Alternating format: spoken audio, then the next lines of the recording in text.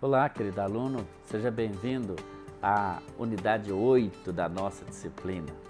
Essa, infelizmente, é a última unidade, do nosso curso de Psicologia da Religião, do curso de Teologia da Faculdade Batista de Minas Gerais. Parabéns por ter chegado até aqui. Espero que você tenha feito todos os exercícios a contento, Espero que você tenha gostado, tenha sido tão bom para você essa disciplina, como foi para nós, para a autora da disciplina, a professora Daniela Bessa, e para mim que estive também com você em alguns momentos. A Psicologia da Religião é uma disciplina importantíssima, porque ela tratou, como você viu ao longo de todas as 7 unidades que já se passaram, da relação do sujeito com a subjetividade religiosa, a sua própria subjetividade, E nessa unidade nós vamos então analisar agora a relação da religião com outros saberes, especialmente com a literatura. E aí nesse caso tem 2 perguntas importantes já para início da nossa conversa que eu gostaria de deixar com você. E essas perguntas são: primeiro, como a literatura dialoga com a religião? Ou como a religião é vista na literatura? Bem, essas 2 são algumas questões que vão orientar essa nossa aula. Portanto, de início, vamos então tentar entender o conceito de literatura para então, depois, verificarmos como literatura e religião elas se relacionam, E aí nós temos então um conceito-chave muito importante para essa unidade. É a definição de literatura. Ou seja, a literatura é a capacidade das possibilidades dos seres humanos de, captando a vida, arranjando as palavras, criar e representar a realidade. Essa definição passa pela análise de 2 características importantes da literatura: a característica estética e a característica ficcional. Na sua dimensão estética, a literatura se refere, uma referência à sua ligação com o belo, com a arte, com o prazer. Nesse caso, a literatura é uma arte, a arte da utilização das palavras para se comunicar. Na sua dimensão ficcional, por outro lado, a literatura ela mantém a relação entre texto e verdade. É importante você assistir no material que está disponível online para você o vídeo da escritora Adélia Prado sobre literatura. É um vídeo interessantíssimo, vale a pena você terminar de assistir essa videoaula, clicar lá e ouvir esse vídeo que é espetacular, Bem, a literatura então, ela lida sobretudo com a representação,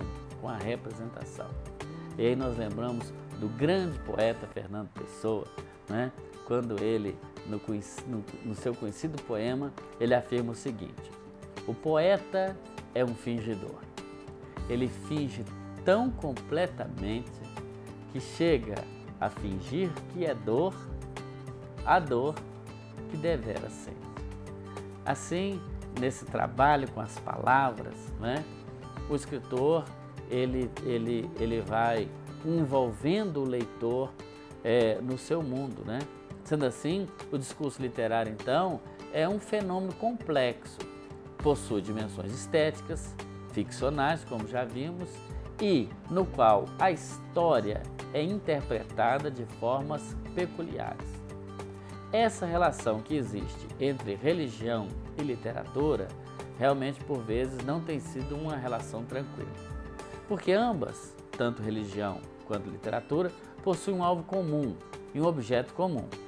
Eles falam do ser humano, apontam as dificuldades desse ser humano e trazem diretrizes como enfrentar a vida. E é exatamente nessas diretrizes que você pode pensar na principal diferença entre elas. Enquanto a literatura lida com criação, representação, construção e sem preocupação com o certo e errado, a religião não. De certa maneira, mesmo tendo esse objetivo e objeto comum, ela vai de alguma maneira traçar aí o certo e o errado, né?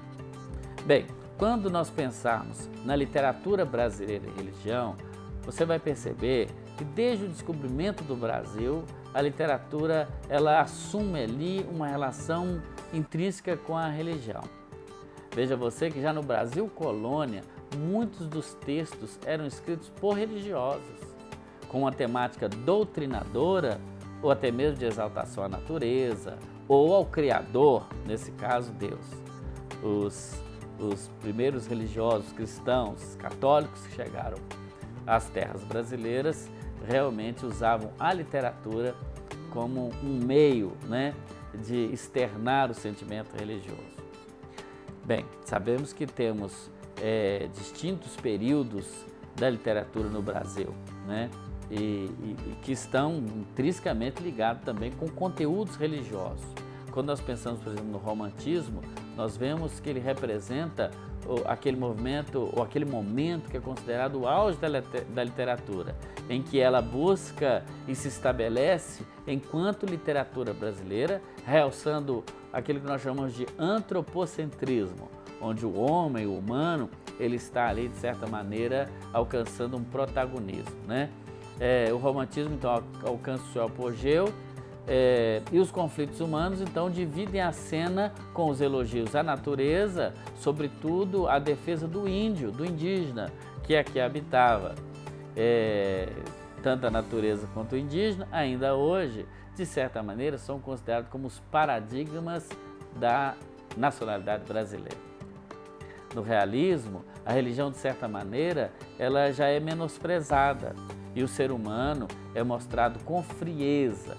Tanto suas virtudes quanto seus defeitos são demonstrados. Você veja aí que há em cada um desses períodos uma certa ênfase, né?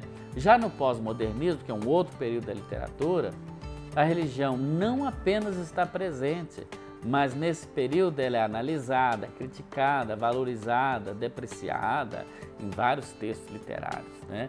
Então nós vemos, você vai ver aí, que há essas fases. E também você vai ver uma relação entre Bíblia e literatura, onde os textos bíblicos aparecem como literatura e, desse ponto de vista, eles são literatura de fato, né? E pode ser encontrado na Bíblia os diversos estilos literários, como poesia, romance, genealogia, leis, cartas, decretos reais, instrução para construção, orações, sabedoria, provérbios, as mensagens proféticas, as narrativas históricas, as relações tribais, dados de arquivo, regulamentos, rituais, né? Fora a história sagrada, que é a própria história da igreja, né? Que traz eventos específicos para as três grandes religiões, né? Tanto nós os cristãos, como também os judeus e os muçulmanos. Traz doutrinas, né, lógico, né, multiplicidade de opiniões, traz preceitos morais, enfim. A Bíblia é, de certa maneira, também um produto literário, né? E como tal, deve ser tratado assim. Bem, por que não a teologia também? A teologia, para se tornar teologia, ela dialoga com a literatura também, né? Que vão seguir passos parecidos. Então, estude bem essa unidade, né? Vai mostrar então que a psicologia da religião ela está externada também na literatura, tanto na literatura cotidiana quanto na literatura sagrada, no caso a Bíblia. Aproveito para deixar um abraço forte com você e agradecer pelo tempo que passamos juntos. Deus abençoe sua vida.